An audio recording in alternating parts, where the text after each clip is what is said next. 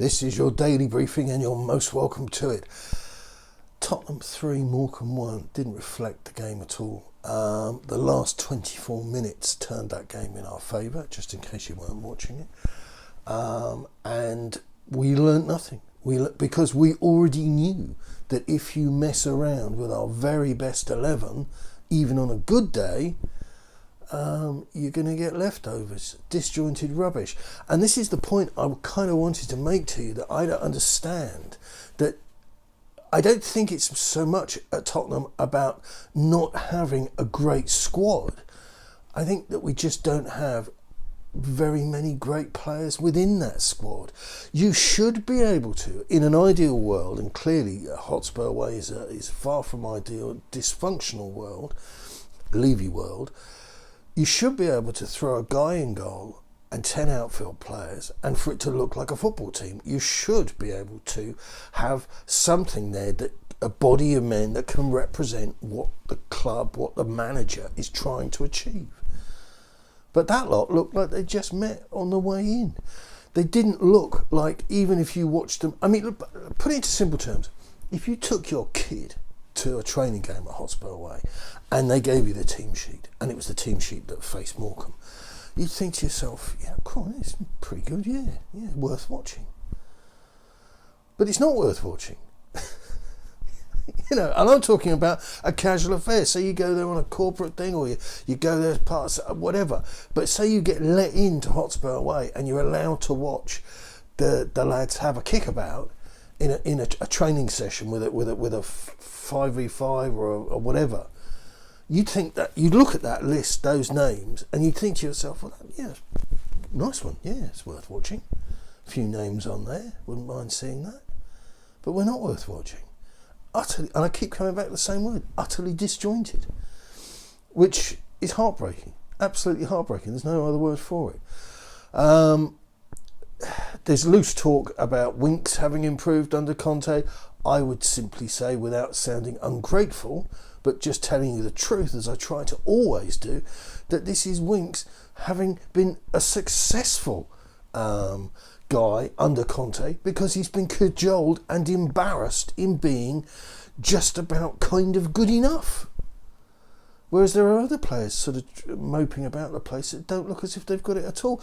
And Dele Alli, yes, I'm going to come to him again, because he just simply isn't doing it. And I hear the apologies, voices ringing. I daren't even look online after Spurs play a game when he's featured. Oh, he was out of position. So that affected his ability to tackle or to lay on a decent pass. No. Golini, there's a name we need to focus upon. I don't think there was much. It would have been a really good save if he'd been able to save that goal. But I think the shambolic nature of our penalty area let him down. I don't think it was all his fault. Need to talk about Tanguy Ndombele. For me, I think this was his Hossam Ghali moment. It's all very well him having this sort of, and I used the phrase before, that he had even when he's fit, absolutely fit and motivated, he does walk a little bit like somebody who's just emerged from a crashed helicopter.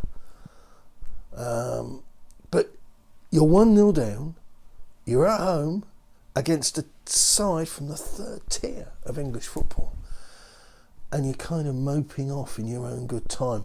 And like the video that I put up on here yesterday, Brian Gill flew past him because he had a sense of the urgency. And even in any game, unless you're injured, if you're losing and the gaffer makes a switch and it's your number that comes up on the board, get off the park. The press have already begun, and this kind of fits in with what I've been saying, and I'm not using this to back up any narrative or anything I might have, because I don't have any, but the quality of the sources that people have been using, like I've been saying to you now for a good few weeks, has been really poor.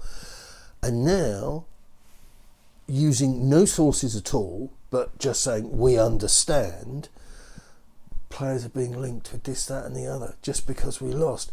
So, suddenly Bergwijn is linked with Newcastle, I saw somewhere. And there's no sources. There are no sources of any credible worth. 90 minutes, what do they know? They know nothing.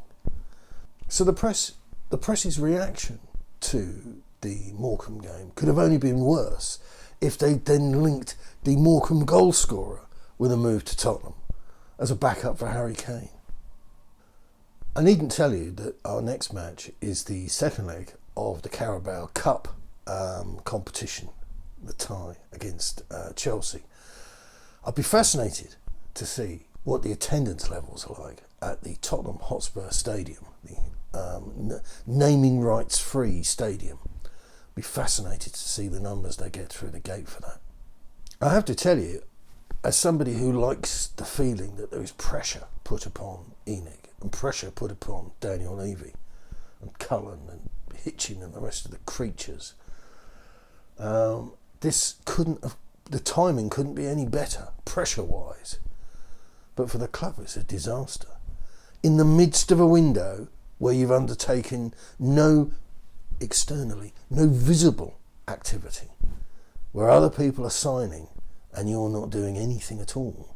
Now maybe they're busily working away, but I don't believe that to be the case. I genuinely don't believe that to be the case. Or some class of word that had just even a hint of authority would have got out.